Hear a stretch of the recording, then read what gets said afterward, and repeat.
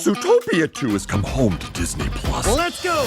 Get ready for a new case. We're the greatest partners of all time! New friends. Gary the Snake. And your last name? The Snake. Dream Team. New habitats. Zootopia has a secret reptile population. You can watch the record-breaking phenomenon at home.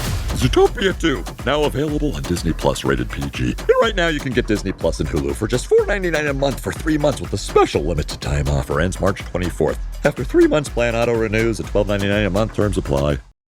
This episode is brought to you by State Farm. Listening to this podcast? Smart move. Being financially savvy? Smart move. Another smart move? Having State Farm help you create a competitive price when you choose to bundle home and auto. Bundling, just another way to save with the personal price plan. Like a good neighbor, State Farm is there. Prices are based on rating plans that vary by state. Coverage options are selected by the customer. Availability, amount of discounts and savings, and eligibility vary by state. I believed her because she was my aunt. I mean, that's my mother's sister. I took it to heart of saying that the house needed to be done. Something had to be done. I came home to take care of my grandmother because she never took care of her mother. This is the plaintiff, Ethel. She says the defendant, her niece, whom she let live in her house, owes her for unpaid rent. That's right, her own family's disrespecting her. She doesn't have time for petty stuff like that, and the defendant needs to pay her the $3,800 she owes.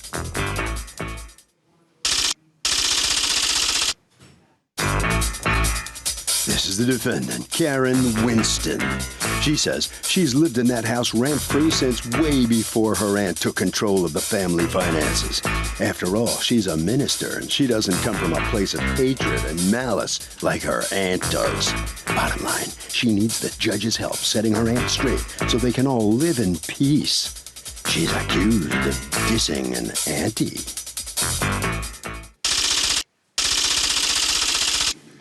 All parties, please raise your right hand. What you are about to witness is real. The participants are not actors. They are actual litigants with a case pending in civil court. Both parties have agreed to drop their claims and have their cases settled here before Judge Marilyn Millian in our forum, the People's Court. Be seated. Come to order, please. Litigants have been sworn, Your Honor. Thank you, Douglas. You're welcome, ma'am. Okay, Ethel, you've asked us to refer to you only by your first name. You are suing Karen Winston, your niece, for $3,800, $600 in rent for December, $600 in rent for January, and $2,600 the remaining balance of a lease that you say you have with her. Now, Karen Winston is your niece, correct? Yes. She was living in your house? Yes. Tell me about that. Okay. Karen moved there at an early age. And when she graduated from high school, she moved on. Then she came back to live in the house because... Is this to live in the house with you or to live in the Yes. house with somebody else with my and you mother. inherited that house? My mother had the apartment upstairs. Okay. So my mother's older now. She's 97. Okay. And Karen asked to come back. My mother asked me. I said, that'll be good. It'll be company for you, you know. Mm-hmm. And it wasn't working out good Why? at all. Well, we don't get along. You Never and Karen did. don't, or she, No, your mom Karen and Karen? and I don't get Karen along. and you don't get, but you don't live Right. there. Yes, I do. Oh, you do live there? Yes, I do. Okay, so Yes. how is it company for your mom? You're already company for your Because mom. I'm downstairs. I have the basement and parlor floor, and my mother have upstairs apartment. She had 5 rooms upstairs. Okay. So we didn't get along, never did. But it is what it is. I don't let that stress me. Okay. But like I said, I have my evidence here where she refused to sign a lease.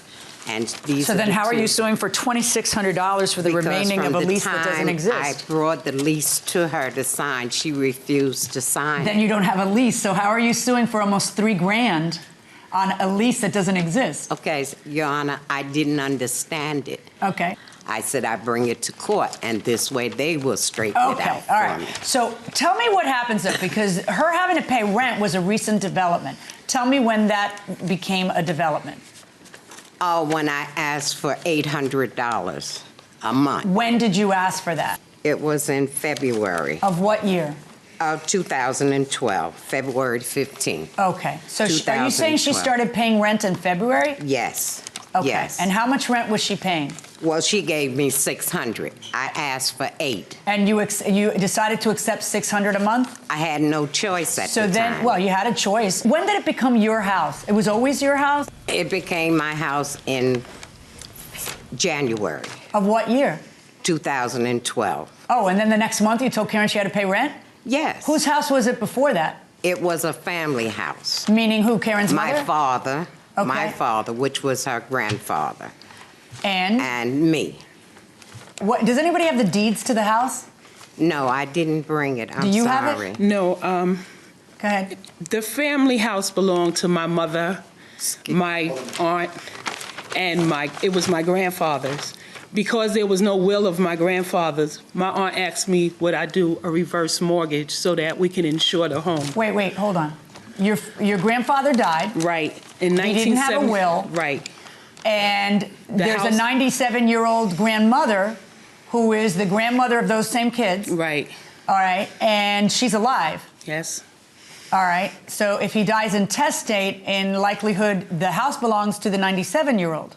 How did the house go from the possession of the 97-year-old to the possession of one of the two siblings? The two children he had, his two children. His two children are? My mother, who's passed away, and my Okay. aunt Ethel. And your aunt. Right. All right. Because my grandmother and my grandfather wasn't legally married. So it went to the children, Okay, but you're the daughter of one of his two children. which was my mother. Your mother. All right, so Right. two children. So All she right. asked me to do a reverse Who mortgage. did? My aunt. You Ethel. asked for a reverse mortgage? Right. But you don't even own the house yet. Your mother owns the house. No, my mother didn't own the house. The only person who owned the house was your My father? father. Okay. Yeah. So when he dies intestate, Yeah. it goes to not his Me wife because and she's my not his sister. wife, Right. but you and Karen's mother. Right. Yes. All right. And my Karen's mother brother. at that point was already deceased. Yes. So the house belongs to you and Right. Karen. And- so right. that's why I keep scratching my head and wondering how you're charging her rent. And then my brother who passed away as well, so he had a wife. And because my brother had a wife, it went to us. His wife. Right, as well. So So when she did the reverse It's mortgage. half you and half you and your brother's wife. Right. Right. So what happened? She asked, when she did the reverse mortgage, she took my name off the deed because the house needed to be insured. She didn't put it What back. is that? Well, I don't even care. With all this garbage about the house needs to be insured, so I'm off a deed. What, did you talk to a lawyer No. before you signed documents? I was doing it for the sake, because she told me nothing was going to change. Really? And She you believed her? I believed her because she was my aunt. I mean, that's my mother's sister. I took it to heart of saying that the house needed to be done. Something had to be done. I came home to take care of my grandmother because she never took care of her mother. And this is what I ended up with. I ended up she asked for $900 a month, and I said, no way. So I knew. Yeah, but how could, wait. This house is a quarter yours. How did it end up not being a quarter hers? Now, may I answer? What I'm trying to understand is how did you manage to take a house that was half yours, a quarter hers, and a quarter brother's wives and make it all yours? I don't understand what happened. Welcome back to the People's Court. Harvey Levin here. So, the simple question, would you sue a relative? Yes, Why? because they stiffed me. True, you could ruin the relationship. Yeah, but at that point, the relationship has already been ruined. Fair point, you agree? Absolutely. I think if somebody in your family lets you down, then they deserve what's coming to them. Interesting. Ma'am? Absolutely agree. If anybody screwed me, I don't care if it's family or not, I would sue them. I love this. This is the first group ever down here, because I've asked people this before. First group where it's Grand Slam to sue them. Good for you guys, you're lousy relatives. Going inside the courtroom. I want to see the papers No. from the lawyer. I want to see the papers. Well, from I didn't bring that. I would have to You fax have them? Let me it see to what's in you. there. Here they I are. would- Here they are. That's from the So reverse then what mortgage. did she get you to sign? This is what I had to sign in order for everything. And she bought me out, actually, for I guess through doing the reverse So mortgage. she gave you money? They gave me money. Okay, so you bought her out. That's how you own it? Yeah. I So then didn't you gave her understand. money and bought her out. Yes. Did you buy out brother's wife as well? Yes. Yes. Okay. How much money did you get? $100 and $16,000? Right. All right, I don't feel so bad now. All right. Now let's move on. At that point, when you pay her and you pay the brother's wife, now you own the house. So now you decide you want to charge rent, which is perfectly legitimate. Okay. Okay. So you say to her, I want 800. She says to you, no, I can only afford 600. And then she pays 600 February, March, April, May, June, July, August, September, October. Started paying it before then. November. It was a month. All right, whatever. November, everything's fine until December of 2012, right? And that's the first month that she doesn't pay. Yeah. What does she say is the reason she doesn't pay? She came in from work that day. I came out. I said, Karen, where's the rent? She says, I'm moving. I said, when? She never gave me an answer. When I went to file the papers for small claim court. Well, do you file an eviction, right? Yeah, no. I went to a small claims court. Okay. I didn't go. When I came home, she was moving. That was January the 7th. Okay. I have Did you pay December rent? No, I did not. I informed her 30 days before my move that I was... When did you inform her? December the 2nd, that I would be moving You on... had said December 6th in your statement. It's either the December 6th or the 5th. Okay. The 5th of December. 5th of December, you tell her I'm moving on January... The 7th. No, I you told did her not. I was leaving January 7th. She said to me, great. That's what she said at first. And she said, good, things will get better. And I came in on January 7th. I had my moving company to come. Where did you move? I bought a home. Bought a home. Good for you. Bought a home with what I Good. received. Good. So, yes. Good. So, I like I said, I never thought that this was going to come to this. You know, I always, like I said, to this day, being that my aunt is my mother's only sister, and they was just the two of them, losing my mother and my only sibling, which is my brother. To this day, my aunt has never embraced me and told me she was there for me or said to me, if you need anything, I'm there. If I would have just gotten that alone, would have been enough to suffice. I haven't even gotten that from her since they've passed away. And so I'm just saying, I'm hoping that this brings some closure to all of this because for family to be in court to fight over something, I would have never signed those papers for her to do the reverse mortgage if I thought this was going to lead to this. You know, I personally would prefer not to be in business with my family. I love my family, but these are the kinds of things that happen when you... So I always think it is a good idea to divest of the assets, and that way when you get together is to talk about Turkey and how the kids are doing, and so there's a different aspect to the get-together rather than, you know, who's selling the house and what's... I don't know what the value of the house is. I don't know if that was a fair price or not. That was up to you to make sure at the time that it was happening. I see that you've been able to use that money and do good things for yourself. You were able to buy your own home. Yes. So these are good things. You don't want to be financially enlaced with a woman you've never gotten along with. No. Okay? So, you know, some aunts are warm and fuzzy, and some aunts are not. And I don't know, you can't make her warm and fuzzy. If this is not who you've ever had there, I don't know why you think you have her now. I'm sorry that you lost your mother and your brother. That's awful. But let me tell you why we're here. It has nothing to do with the house or the reverse mortgage or her buying you out. What we're here about is rent. Because you made an agreement with her a year earlier to pay rent to stay there, because it's now her house. And if she could rent to you, she could rent to somebody else. And then you were paying rent, and then one fine day you stopped paying rent, right? You say you didn't pay December, and you say you didn't leave till January 7th, correct? Right. Okay, all right. Well, here's where the problem lies. Where are you from? Brooklyn. Okay. Different states have different laws about how much notice you have to give in a month to month. You happen to live in one of the boroughs of New York. And in any of the boroughs of New York City, you do not have to give a 30-day notice. So there is no notice problem, but you were living December, so you do have to pay December. You certainly don't have to pay the remaining of a lease that never existed that you never signed. So I find in favor of the plaintiff in this case for the amount of December rent, $600, and I wish all of you good luck. Thank you. Well, it's nice to see a smile on the defendant's face coming out of the courtroom because for a while there I wasn't so sure how you were holding up.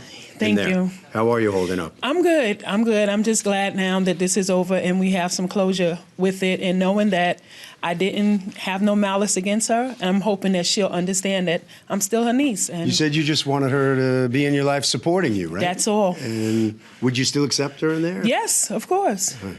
That's what you want. Okay, you head right down this way. And good luck to you. All right, so come on in here. You satisfied with what you got out of this case? Yes, I am. Not all of it, anyway. No. She says you've turned a cold shoulder toward her. Why don't you support her? I will never deal with her no more in this life. Why is that? You don't know the beginning. You're just getting the end. So I'm not going to put my dirty laundry out there. Okay, Harvey.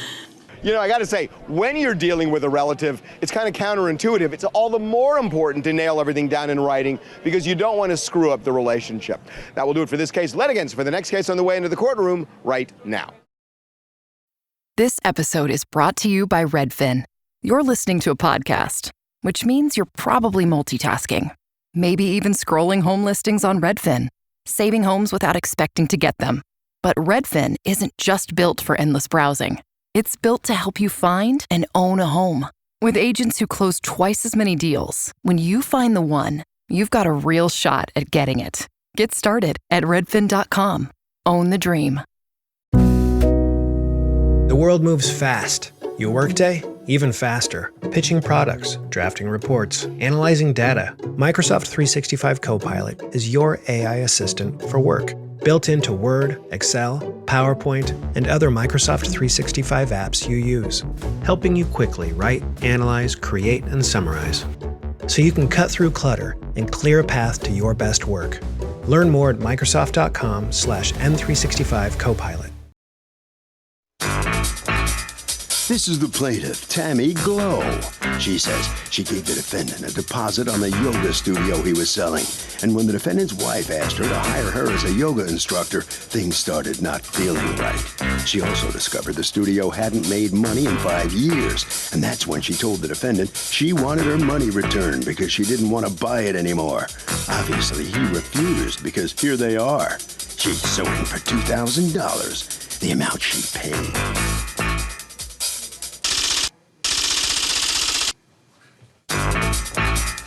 This is the defendant, David. He says he was originally selling the business for $50,000, but Hurricane Sandy hit, and he lowered the price to $25,000. The plaintiff was very excited about this price reduction, gave him a deposit, and he started drafting the contract. A few days before they were supposed to sign the contracts, she tells him she doesn't have the money after all and wants a refund. A refund? No way. She was the one who backed out.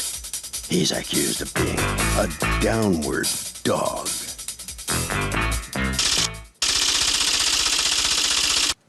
The defendant has filed a countersuit for $4,000 for attorney fees, accountant fees, and loss of business.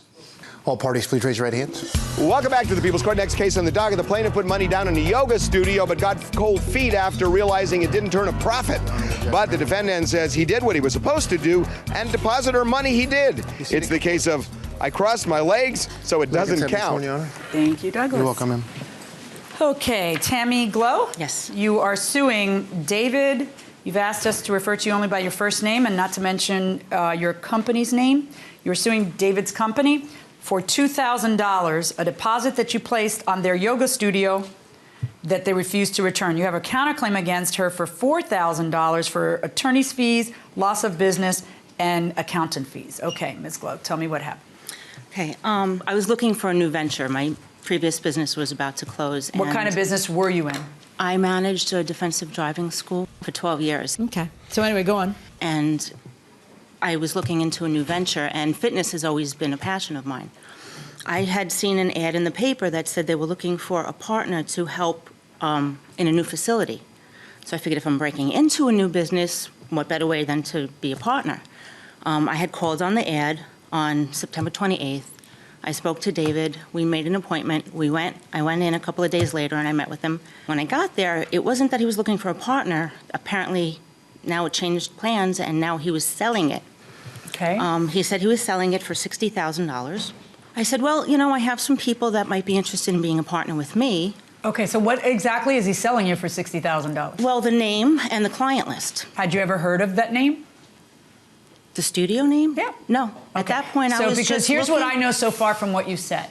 Somebody puts it out in the paper they're looking for a business partner. Mm-hmm. What does that tell me? You either want to grow or you need money to keep your business afloat. The growing is great, but keeping your business afloat is a red flag. So you go there and it's not I want to grow, it's I just want out. You didn't see it that way so far? I didn't. I was caught up in so go on. The storm hit, and it was, Lindenhurst was hit bad, and I decided, well, you know what? This is not going to be a good investment at this time. Now, at this point, you had not given a deposit? I had not given a deposit. No, nothing. So Superstorm Sandy hit? Superstorm Sandy hit. Was that place wrecked at all? They had no power. Okay. So now the hurricane passes, and what happens? I got a call, and she said... Your business partner. Okay. My wife. Your wife, okay. And she said that their home was affected, that they need to focus on fixing that they've decided to reduce the price to $25,000. Since That I wasn't already another was flag in... for you? Again, no. No, Hindsight being foresight. You're new at this, aren't you? Yes. Okay, go on. Who's that young man behind you? Oh, this is my son. He Okay. didn't have any dealings with this. He's Oh, just I'm sure here. he didn't. Well, he was excited for me, but... Okay. So, yeah, she called me as I was driving, and she said, before we ran the ad again, and since we already spoke to you and you know us and we know you, we wanted you to have the first offer, first option. Right. Would you be interested? Well, $25,000, sure, I could swing that. So, But how can you judge whether something's a fair price when you haven't seen the something yet? You don't know anything about see the business. You saw, well, no, you saw the facility. I saw the facility. The facility you could rent anywhere. Right. The business is their client list and their name. So there's two things you got to do: see the client list and find out about their reputation. So far, you've done neither. And then you gave them $2,000, right? Tell me how the discussion goes for the deposit. Good faith. What did you call it? A good faith what? Deposit. Okay, He go wanted ahead. What me were to you have the gonna say? deposit. I wanted a deposit because I didn't want to give out my client list unless there was, a deposit on the table. Okay. And did anybody ever discuss the refundability or the non-refundability of the deposit? No. Neither of you said one word about it? No. Okay. Is there any writing about the deposit? Anything in writing? Just the receipt. Can I see the receipt? And was it by check or cash? Check. Okay. And can I see the check? I believe she has the same thing. I think. Okay. You tell me your version of all the discussion you had before you asked her for the amount of $2,000. The $2,000 deposit was almost like a guarantee that she was actually going to buy the business because she's already backed out once. To relinquish my client list, I wanted something physical to hold that against the client list and whatever else we were going to do. Part of the process would have been hopefully continue to teach classes because we really love our students there. How big is your client list? Right now, it's about 110 people. Okay. So go on. She gave us the deposit. We gave her the information that she required. She also wanted to go back 5 years for tax purposes and profit and loss statements, which we did. She also requested at that point that any membership after January she would have to get a part of. Okay, but stop a second. All right. She gives you a deposit, and then you guys sign a non-disclosure agreement. That she did in the beginning of October. Before the deposit, before the hurricane. Right. And then that deal just fell in the toilet. Then she gives you a deposit on what day? On October 3rd. October what? December 6th. I'm sorry, December 6th. I'm sorry. December 6th? All right. And then when is it decided that January 8th is the day where the contracts will come? David had decided that because he said his numerologist picked that as a good day for them to sell the business. Not my numerologist. Yeah, it's Okay. honest, yeah. Whatever floats your boat. We're supposed to be on the 7th. She says, no, don't do it on the 7th. The 8th is the perfect day. Fine. Why? Is the number 8 in particular? I didn't question. I just followed good orderly direction. All righty. And who's this? Your numerologist? All right. So after you give the deposit, but before the contract was supposed to come to you, what happens? Well, like he said, I gave the deposit, and then he did disclose. Oh, by the way, was there ever any conversation about somebody else being interested and looking at it? Yes. What was that? I had a friend that wanted to take a look at the facility. No, I meant them telling you better act fast because there's somebody else who's looking at it, that kind of thing. No. No? Okay. Well, after I gave him the deposit, he did give me his financials and the client list, and the tax returns and the profit and loss statements all showed a loss. A loss for how many years? For 5 years. Oh, okay. And the reviews that when I went on different websites and printed the reviews. You hadn't even done that? You hadn't gone on websites to see what the reviews were? Some were good, some were bad, but the ones that were bad were really bad, and they were talking about... The ones that are bad are usually really bad, because that means that somebody took the time to log in to trash a business, so they're never going to be And they were bad. pretty much all the same. That leave your wallet at home, and a couple of people actually at that point I noticed were selling their memberships. Okay, so what do you decide to do? You take your car over there and you sit in the parking lot. I wanted to see the class size because now they was saying, well, I still want to teach some of the classes. I have this instructor, are you going to keep her? So I says, well, all right, how much are you paying them per class? if there's 2 students in a class or 3 students in a class and you're paying them $35 and I'm not, I said, I can't make any decisions as to what I'm going to do until I know what's going on. So I did go there to see the volume of class sizes. Guerrilla-like? Like you didn't announce your presence? No, You were just sitting in the parking lot? Down And what'd you see? I saw 2 people walk into a 6 o'clock class. And? They stayed for the class. About 10 to 7, when there was supposed to be the big class at 7 o'clock, one person walked in at 10 to 7, and then all 3 of them walked out, and they never had the 7 o'clock class. How do you know? Because I stayed there until 7:30 and nobody was in there. What was the date of the class? Oh, I don't remember the date. Whatever day it was, and whether it was, your mistake as a class had been canceled, or their mistake as a class, or not, you decide that you no longer want to go forward. Well, this is not a good idea. Right, exactly. And so at this point, you had hired a lawyer. They had hired lawyers. They had hired an accountant. So you say, can I please see the bills for all those? And you then tell them, listen, I'm not in a position to do this. I need my deposit back. I would like to understand what you think the deposit was for. The deposit was to get their financials.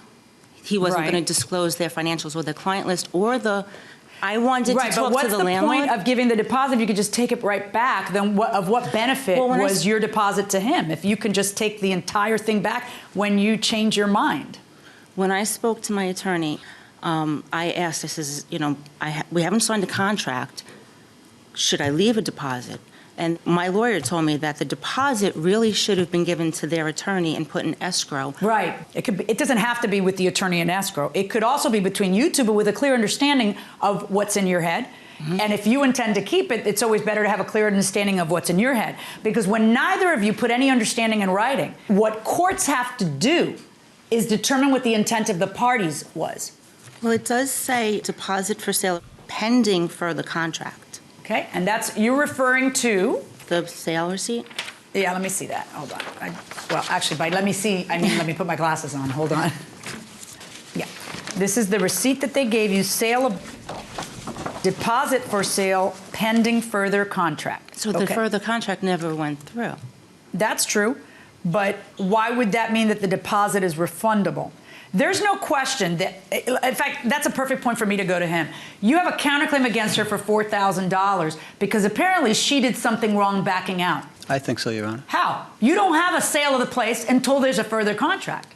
Because that she asked us to not stop from taking memberships, but that from that January 1st on, I would have been doing business for her. So, oral agreement, it was all nailed down. She gets cold feet. Does she get her money back? No, I don't think she should get her money back. Why?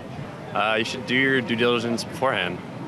Okay, fair enough. But there's nothing written. Does that make a difference? No, she shouldn't get her money back. Because? She's not written. What do you think? I don't think she should get her money back. That's the risk of putting a deposit down. So far, I like the fact that everybody's unanimous down here, going inside the courtroom. I don't really care what personal business decisions you guys made and ended up losing membership classes. If we both know that there is no contract for sale because the disclosure agreement clearly states that either party, until there's a final contract, have a right to walk away, then what is she breaching by turning around and deciding that she's not going to proceed? Because we went ahead and spent money on a lawyer and accountant. You should have a lawyer and accountant's advice. But why does she have to pay for it? See, the other side has to have done something wrong to have to foot your bills. What she did, in your estimation, that was wrong was decide not to buy your, I guess, failing business. Number one, the bad comments on the internet were through Yelp, which to me is a scam to begin with. If you go on that website and search our business name, what comes up is 1 or 2 bad statements. And if you go down on the bottom of the page, you can get down to 25 statements that are positive. Right. Yelp contacted us and said, well, if you advertise with us, then we'll make sure that those get filtered out. We refuse to advertise, and that's what you see when you go on Yelp. Wow. So I don't know if what you're saying is accurate or not. If it is, that's pretty outrageous. It really is. And then what happened? And this is true. I mean, garbage in, garbage out with the internet. It's informative because you learn something you might not have known, but you always have to look at it with a skeptical eye. And then, of course, the other thing that business owners do is they will post 42 positive things. They'll just have them and their friends post a bunch of positive things, and that'll push the negative down the road too. But that didn't happen. They filtered out every positive statement from our students. Every positive statement. Okay. kidding. Okay, and you can check that yourself, Your Honor. I'm horrified. Okay, And it wasn't just Yelp, it was other. Okay, but it doesn't really matter. At the end of the day, the agreement you have with her does not force her to buy the place. It doesn't. No, absolutely. There was no forcing her to buy okay, the but place. you have a counterclaim against her as though her deciding to change her mind means she must recompense you for attorney's fees, accountant fees, and loss of business because she didn't buy it. And what I am telling you is I don't buy it. On your counterclaim, 0. Because before you come to terms, she has a right to back out. She did, so you can't sue her for the things you expended because she backed out. Now, let's talk about the deposit. You say I should be able to take the deposit back because we have no deal yet. And you say I should be able to keep the deposit. Why? Well, as you said before, Your Honor, there is nothing on that piece of paper that says that we can't keep it, and there's nothing that says that we have to give it back. No, that's why it's my call entirely. Look, we all know that, because I've already mentioned that, that's why his counterclaim fails, that you had a right to back out. The only question is, did you get something in return for that $2,000? One thing you got was they're not looking at any other buyer because you already put a deposit on it. And the other thing that you got is that they gave you your client list, which you say I had to give him a deposit in order to get the client list. Now we're done talking. These cases are always close ones because I kind of, as a judge, I want to make the right decision, you know? But in cases where all I have to do is figure out the law and spit it out, I love those because my hands are tied. I just got to tell you the law. I'm an expert, you're not, let me tell you how it goes, okay? In cases where one party's lying and the other party's lying and I'll just have to figure out the facts, I can do that too. It takes me 2 seconds, I'm a human lie detector. You know what cases are more challenging for us? The ones where there's no dispute about the law and there's no dispute about the facts, but then all of a sudden what I've got to do is try to decipher what the hell was in your minds. So I've got to look at the facts in front of me and I've got to determine what would reasonable people in this situation have been thinking in their minds. And what you've got to understand, and the reason why you're about to lose in 1 second, is that the problem is the default position of a deposit. The default is it's not refundable. Because he did give something up. He gave up his client list. And you couldn't have said it better yourself when you said, well, if that's the only way you can get the client list, give him the $2,000. I find that the deposit is non-refundable. On your claim against him, 0. On your counterclaim against her, for the reasons that we've already discussed, my verdict is also 0. Good luck, folks. Lesson learned. All right, so the plaintiff is right here. After losing this case, what's going through your mind here coming out? I learned a valuable lesson. Which is? Never give away money without something written specifically, and, Why did you want to get into the yoga business? I'm starting a new chapter in my life, and it's something that I want to do. What was your vision what was your yoga vision here? It was more than yoga. It was actually kickboxing, Pilates, and all that good stuff. But it was to manage it, and then I'm going for my personal training certificate and actually start to take over. All right, so you're moving forward, another direct, still moving forward? All right, good luck. Thank you. All right, right down this way. All right, so the yoga guy now. Are you a yogi? Yes, I am. Wow. What does that actually mean? What is a yogi exactly? It means we live in accordance to a set of rules and precepts. The first one is to do no harm. Our yoga studio has helped many people over the last 33 years, and we were looked upon as taking advantage of You explained that pretty well in there. Harvey? Got to say, whenever you make a deposit on something, put it down, you should always nail down, is that deposit refundable or not? Nail it down beforehand. That will do it for this case. Litigants for the next case on the way into the courtroom right now. This episode is brought to you by Indeed. Stop waiting around for the perfect candidate. Instead, use Indeed sponsored jobs to find the right people with the right skills fast.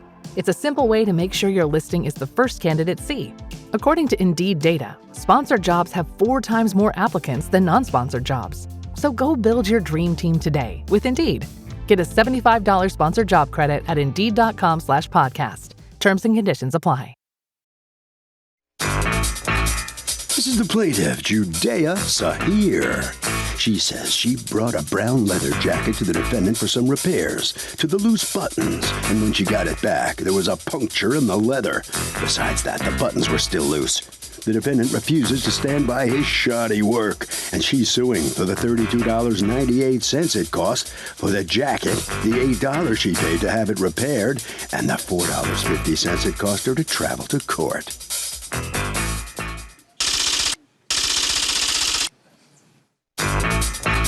This is the defendant, Michael Ragusa. He says the plaintiff brought him an inexpensive vinyl jacket, and he told her he'd do the best he could with the flimsy fabric. He's from Italy. He's been in business 40 years and was born with a needle in his hand. He repaired the plaintiff's coat better than anybody, and as a matter of principle, will fight to preserve his reputation today in this court. He's accused of being loose.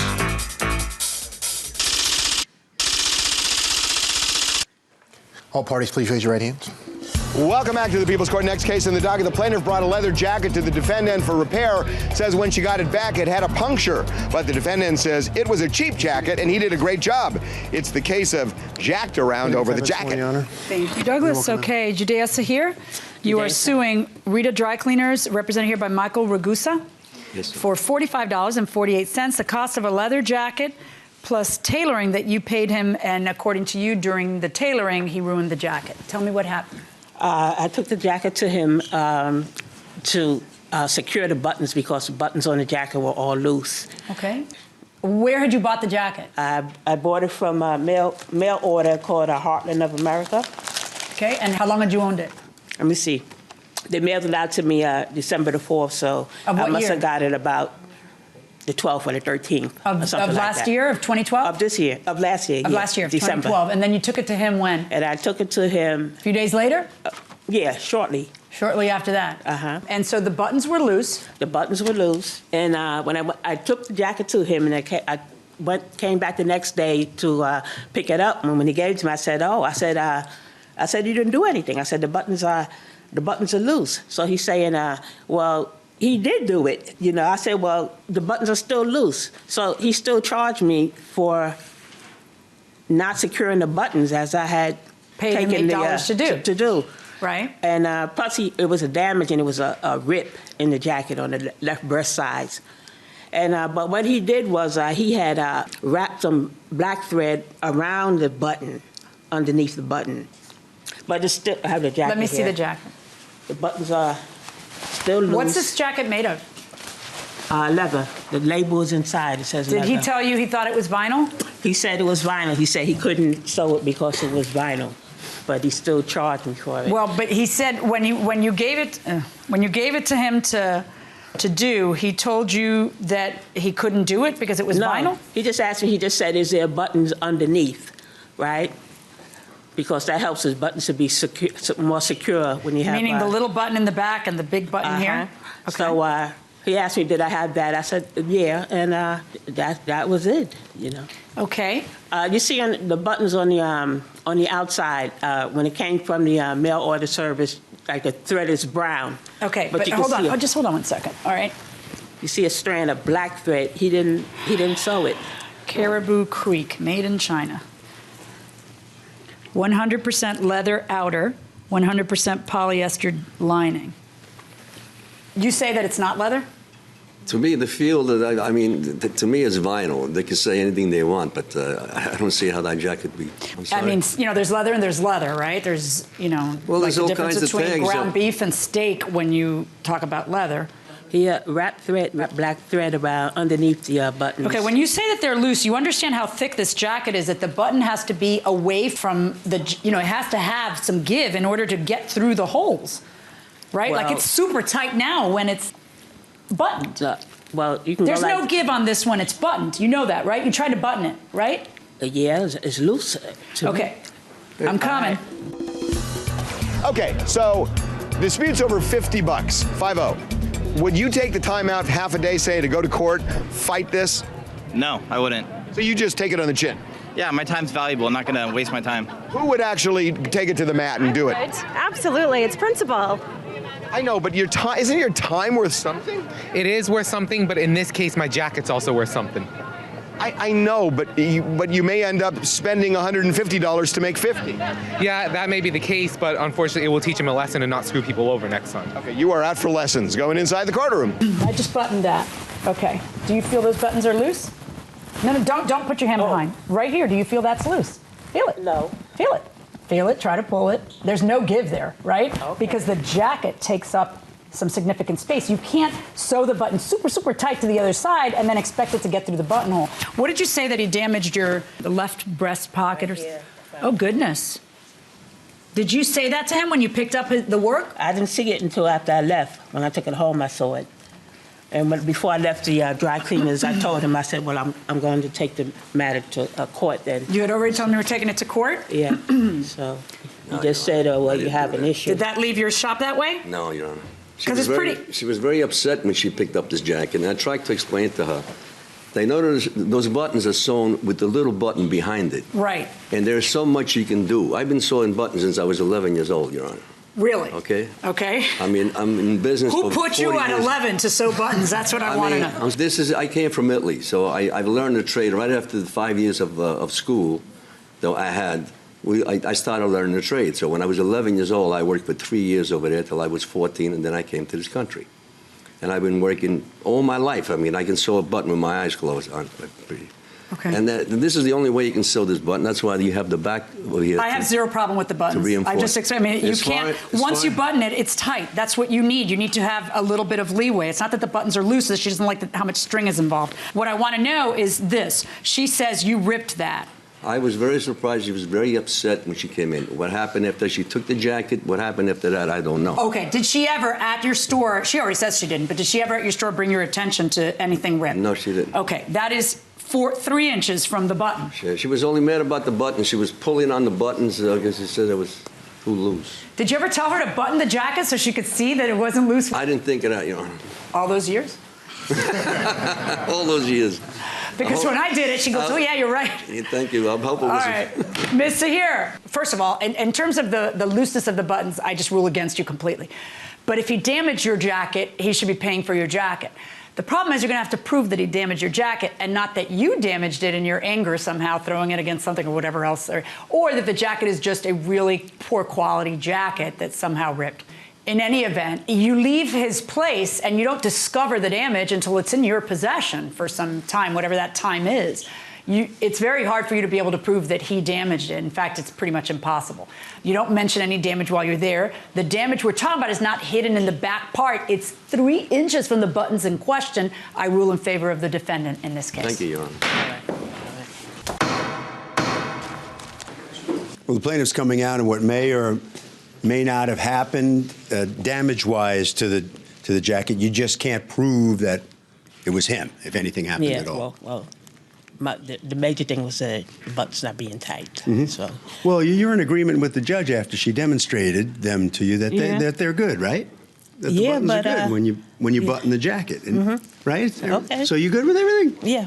Oh, good. Okay. Hey, a satisfied customer. That's a first for a losing litigant. Okay, head right down this way.